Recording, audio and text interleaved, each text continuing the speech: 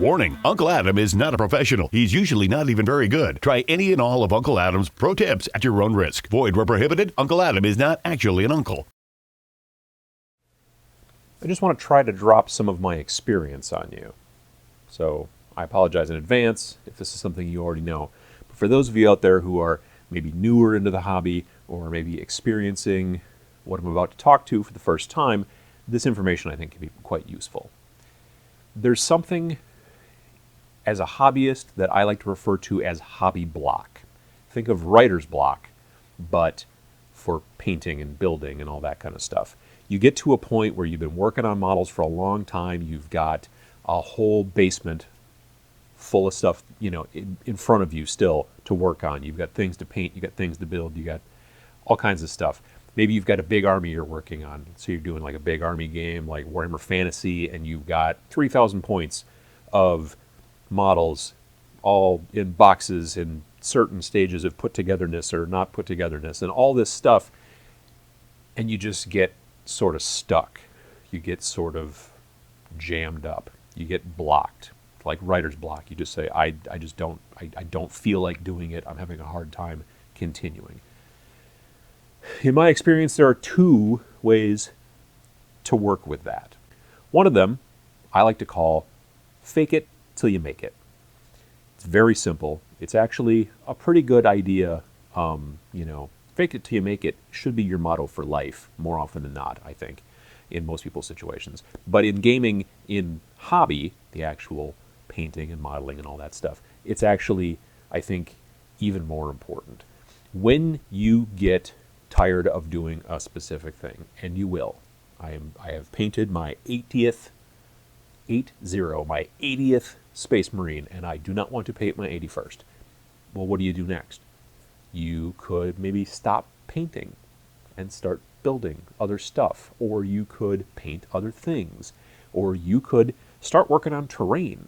There's all kinds of things that you could do. You're still making forward motion, but you're kind of just going a different direction. If you just sit there and say, I'm just going to force it and I'm just going to make it happen, you're going to be unhappy frequently with your results, and you're going to start to kind of give this negative reinforcement. Oh, geez, I got to go downstairs in the basement and paint. And you don't want to do that. So what you want to do is start just sort of changing directions. Don't force it, but kind of force it in a different direction. Just fake it until you make it. And then eventually you're humming along and you're doing something. You get a building built, some cool terrain kit, and now you want to build guys who go inside of it. So you build some guys, and then eventually you got to paint them, and now you're back to painting again. So fake it till you make it is one way to help with hobby block.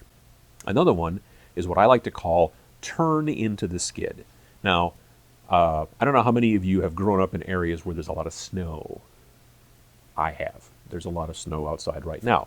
So when you go through your driver's education courses in high school, they teach you that when you start to slide, when you go into a skid, and you will, you want to do the opposite thing that you think that you should do. At that point, when you start to, I should turn back.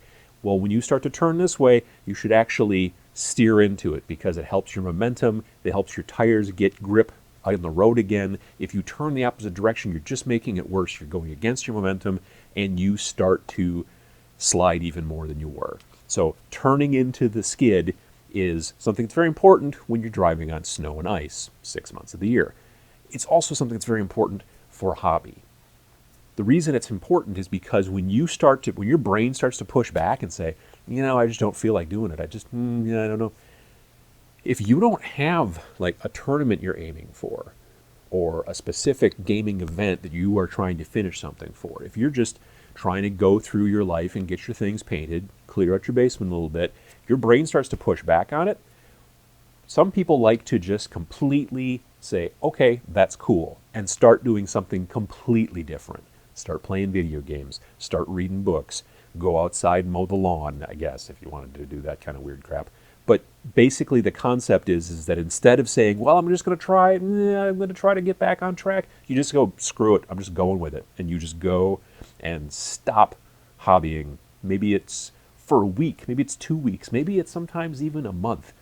But then when you come back, and you want to always kind of try to remember to come back, when you come back, you'll be energized, you'll be interested again, you're reading things online and checking stuff out and going, oh yeah, that's a cool technique and all that stuff. I want to try that out. And so you get back into it.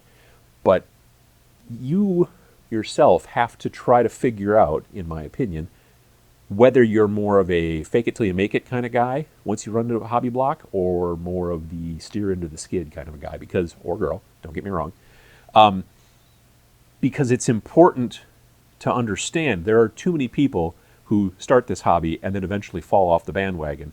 And you don't want to be one of those people, I'm assuming, otherwise you might not be watching these videos. So when you start to feel those kind of, niggling little issues in the back of your mind, we're like, I just can't go down to the basement and look at another paintbrush for, tonight. Well, then you have to either start saying, well, all right, I'm going to work on some terrain. I'm going to build some stuff. I'm going to stop painting for a while. I'm going to build. Or just completely say, yep, I'm going to take a break and I'm going to go and watch a bunch of movies or, Netflix or whatever you're going to do, and go in a different direction so you can get refreshed and come back. That's my big tip, I think, for nearly anybody in the hobby. And I think whether you've been doing it for a long time or not, I think it'll help.